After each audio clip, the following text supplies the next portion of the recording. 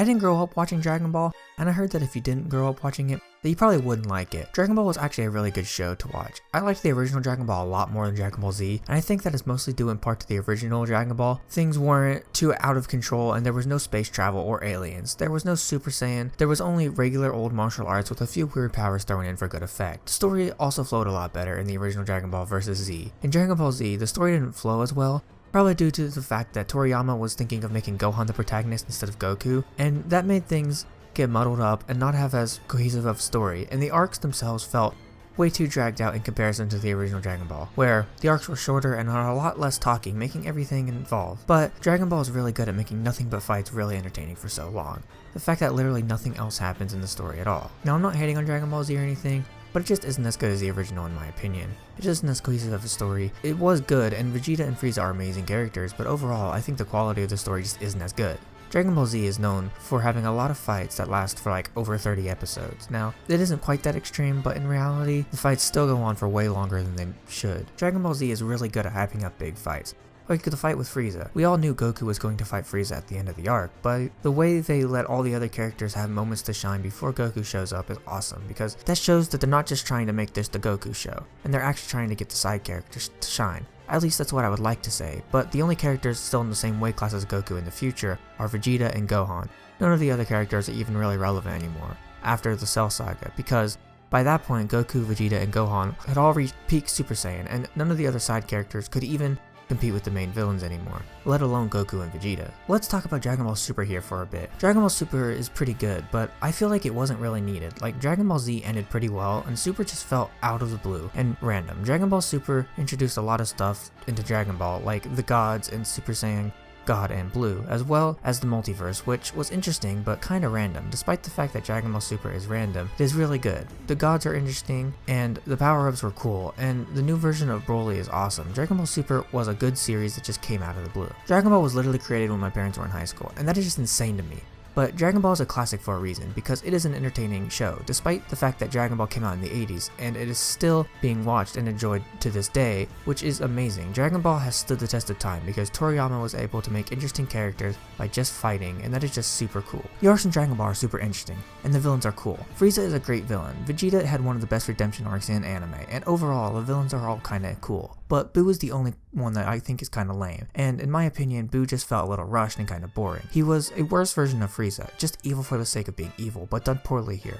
Whereas with Frieza, it is done amazingly. I love Frieza because he's a villain with charisma, and his personality is great. He's just a super fun villain. When he's on screen, you know shit is gonna go down. Piccolo is a villain and not a villain at the same time. Obviously, throughout most of Dragon Ball, Piccolo is not a villain. But when he was introduced as King Piccolo, and not even the same Piccolo we know, I was like, wait, what? Because before watching Dragon Ball, I had no idea Piccolo was a villain at first. And then, when he kills Krillin, I realized, yeah, this guy's going to be cool. And I was right. Piccolo is the only non-Saiyan and android character that is still somewhat relevant nowadays, because he is consistently training, and we can see just how powerful Piccolo is. He has never really fallen from grace, and he has just reached his peak, and can't really do much more, but Piccolo is still insanely powerful to this day. The characters in Dragon Ball are the best part, but considering the show is all about fighting, that makes sense, because if you don't care about the characters fighting, then it would be a pretty boring fight. Even if it did have beautiful art and animation, we wouldn't really care about the outcome if we didn't care about the characters fighting the battle. And so Toriyama made the characters all super expressive and interesting characters just to make us care about them even a little. Vegeta, as we all know, is an amazing character.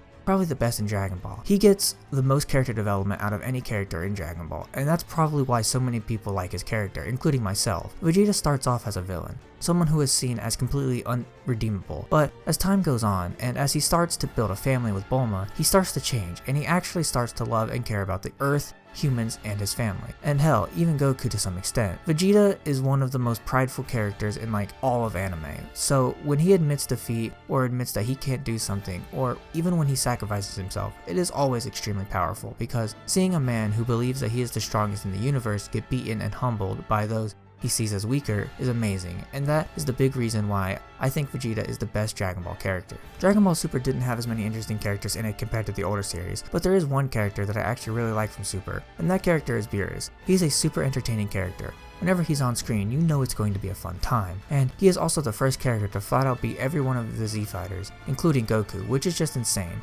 Goku got all powered up into his god form just to fight Beerus, and he still couldn't win, which, considering the Z fighters have always gotten out of every situation okay, seeing Goku not be able to beat someone was actually insane. Even though we know he's a god, it is still insane to see because in previous scenarios he either won or we knew he could win, but he left it up to his kids to win, like with Cell and Boo, which just makes Beerus that much more insane of a character. Normally I would talk about the animation quality or something here, but honestly, I don't really think that's fair, considering Dragon Ball is from the 80s, but I guess I can try.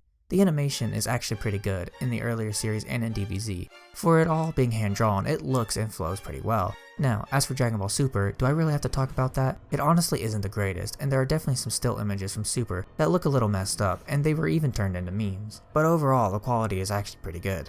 The music in Dragon Ball is really good, and it just makes the fights a lot more hype than what they probably would be without the music. The music works really well with Dragon Ball, as there is a lot of emotional scenes and badass scenes that really need a lot of good music to just amplify it and make it a lot better. Dragon Ball overall is a really entertaining show, and is pretty much nothing about fighting. Most of the characters are interesting, or at the very least have cool personalities, and the overall world and universes are super cool as well. Dragon Ball is a classic anime that has stood the test of time, and will probably continue to do so. So if you haven't watched it, then I definitely recommend you do so, as it is a really fun watch, and I can guarantee that you will have a fun time watching, despite all of its flaws.